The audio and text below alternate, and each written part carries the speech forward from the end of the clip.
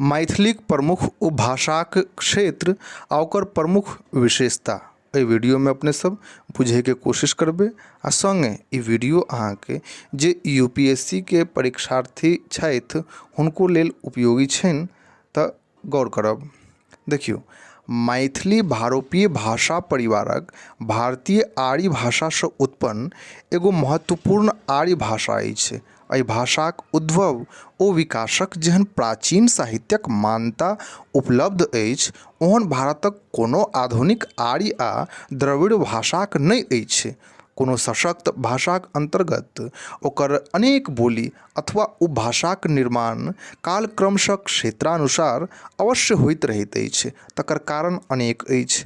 प्रत्येक भाषा अपन चारूकातक भाषासँ प्रभावित होइत अछि। एहि क्रममे इहो कहल जाइत अछि जे प्रत्येक कोश पर बोली बदलैत अछि आ प्रत्येक जाति वा सामाजिक भाषा भिन्न होइत अछि।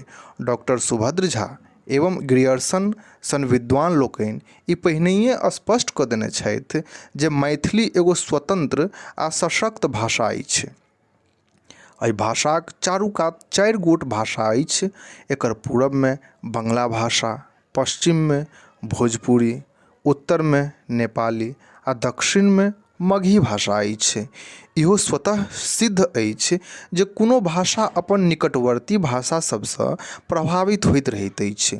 उपयुक्त कारणसँ मैथिली भाषा में अनेक बोली अथवा उपभाषाक जन्म भऽ गेल अछि। सर्वप्रथम मैथिली भाषाक विभिन्न उपभाषाक परिचय डॉक्टर ग्रियर्सन अपन लिंग्विस्टिक सर्वे ऑफ इंडियाक दोसर भाग में प्रस्तुत केने छथि। हिनका अनुसारे मैथिलीक 6 गोट उपभाषा अछि। पहिल मानक मैथिली, दोसर दक्षिणी मानक मैथिली, तेसर छिका छिकी बोली, चारिम पूर्वी मैथिली, पाँचिम पश्चिमी मैथिली आ छठम जोल्हा बोली। ग्रियर्सनक उपयुक्त उपभाषा व बोलीक वर्णनसँ पंडित गोविंद झा सहमत नहि छथि। हिनक कहब छनि जे मैथिलीक विभिन्न बोली के क्षेत्रानुसार 5 उपभाषा में बाँटल जा सकै छै। ठीक छै। पहिल पूर्वी मैथिली, दोसर दक्षिणी मैथिली, तेसर पश्चिमी मैथिली, चारिम उत्तरी मैथिली आ पाँचिम केंद्रीय मैथिली वा उपभाषा। उपयुक्त विवेचनासँ लगैत अछि जे गोविंद झा सेहो ग्रियर्सनक मतानुसार मैथिलीक उपभाषाक वर्णन केने छथि। ओना ओ कतहु कतहु विभिन्न उपभाषाक क्षेत्र आदि में कनेक अंतर कऽ देने छथि। अस्तु मैथिलीक वर्तमान रूपके देखल जाय तऽ ज्ञात होइत अछि जे ग्रियर्सनक समय में जे मैथिलीक विभिन्न उपभाषाक क्षेत्र आ रूप छल ओहिमे परिवर्तन भऽ गेल अछि। एकर अतिरिक्त नेपालक तराई में जे मैथिली बाजल जाइत अछि ओकरा एकटा फराक रूप छै। एहन स्थिति में मैथिलीक उपभाषाक व बोलीक 8 गोट भेद कयल जा सकैत अछि। पहिल मानक मैथिली। एकर क्षेत्र केंद्रीय ओ उत्तरी पूर्णा दरभंगा जिला आ मधुबनी, दरभंगा, समस्तीपुर अछि। ओना तऽ डॉक्टर ग्रियर्सनक अनुसारे मानक मैथिली दरभंगा आ भागलपुर जिलाक उत्तरी क्षेत्रक आ पूर्णिया जिलाक पश्चिमी क्षेत्रक ब्राह्मण लोकनि बाजैत छनि आ हिनका लोकनि अपन साहित्य आ परंपरा छनि जे एहि भाषाक विकृत प्रवाहके मंद केने अछि। वर्तमान में स्पष्ट भऽ गेल अछि जे मानक मैथिली ब्राह्मणे टाके बोली नहि छनि, किएक तऽ मैथिली भाषाक पठन पाठन प्रवृत्ति ब्राह्मणसँ आनो जाति मध्य पूर्ण रूपसँ जागल अछि। एहि हेतु मानक मैथिली मिथिलाक सभ जातिक बोली कहल जा सकैत अछि। दोसर अछि दक्षिणी मैथिली। डॉक्टर ग्रियर्सनक दक्षिणी मानक मैथिली के दक्षिणी मैथिली में राखल जा सकैत अछि। एकर क्षेत्र मुंगेर, मधेपुरा, सहरसा ओ समस्तीपुर धरि मानल जा सकैत अछि। मानक मैथिली आ दक्षिणी मैथिली में जे अंतर अछि ओ पहिल अछि मानक मैथिली में जतऽ धातु स्वर हर्ष रहैत अछि ओतऽ दक्षिणी मैथिली में दीर्घ भऽ जाइत अछि। जेना मानक मैथिली में जनै छी होइत अछि आ दक्षिणी मैथिली में जानै छी। ई अंतर छै। सर्वनाम रूप में मानक मैथिली में हमर, तोहर, अहाँ, अपने आदि प्रयुक्त होइत अछि। दक्षिणी मैथिली में मोर, तोर, तोहे सर्वनाम प्रयोग होइत अछि। क्रियापद में सेहो भिन्नता देखल जाइत अछि। उदाहरण स्वरूप मानक मैथिली अछि, दक्षिणी मैथिली में अछि भऽ जाइत अछि। पूर्वी मैथिली ग्रियर्सन एकरा गंवारी मैथिली संज्ञा देने छथि।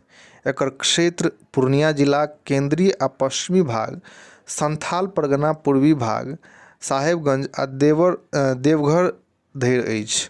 ग्रियर्सन कहने छथि जे ई भाषा अशिक्षित वर्ग द्वारा बाजल जाइत अछि।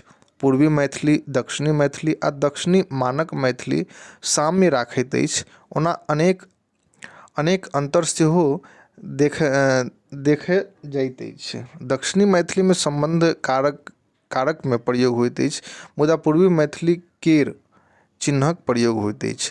दक्षिणी मैथिली में छीक क्रियाक प्रयोग होइत अछि, मुदा पूर्वी मैथिली में ओकर बदला में छिकै क्रियाक प्रयोग होइत अछि। छिका छिकी बोली चारिम अछि। ई गंगाक दक्षिणी मुंगेर, पुवारी भाग में, दक्षिणी भागलपुर ओ संथाल परगना उत्तरी ओ पश्चिमी भाग में बाजल जाइत अछि। ई दक्षिणी मानक मधेपुराक बोली सँ अत्यधिक साम्य राखैत अछि। एहि में शब्दक अंत में की वा हो क उच्चारण कयल जाइत अछि, जेना अपनो, खैबहो, कहबहो, सुनलहो आदि। पश्चिमी मैथिली पाँचम अछि। एकर क्षेत्र मुजफ्फरपुर ओ चंपारण जिलाक पुवरिया भाग अछि, जाहि पर भोजपुरी व्यापक प्रभाव अछि। ग्रियर्सनक अनुसारे एहि क्षेत्रक कतिपय लोक जे बाजैत छथि तकरा भोजपुरी कहल जाइत अछि अथवा मैथिली ई कहबे कने कठिन अछि। ओना मुजफ्फरपुर से अलग भेल वैशाली जिलाक क्षेत्रक भाषाक नामो बज्जिका भाषा देल गेल अछि। एहि भाषाक नामकरण लिच्छवी वंशक इतिहासक आधार पर कयल गेल अछि। और छठम अछि उत्तरी बोली। एकर क्षेत्र नेपालक तराई आ वर्तमान सीतामढ़ी जिलाक उत्तरी भाग धरि मानल जा सकैत अछि। एहि भाषा पर नेपाली भाषाक प्रभाव जे छै से देखल जाइत अछि। और छठम जे अछि वहाँके जोल्हा बोली। पूर्णा दरभंगा जिलाक मुसलमानक बोली के डॉक्टर ग्रियर्सन जोल्हा बोली मानैत अछि। ओना हिनक कहब छनि जे मिथिलाक मुसलमान मैथिली नहि बाजैत छथि, मुजफ्फरपुर आ चंपारण जिलाक मुसलमान जे बोली बाजैत छथि ओहि पर अवधी भाषाक प्रभाव अछि। एकर अतिरिक्त वर्तमान कालक मुसलमान बोली पर उर्दू आ हिंदीक प्रभाव सेहो परिलक्षित होइत अछि।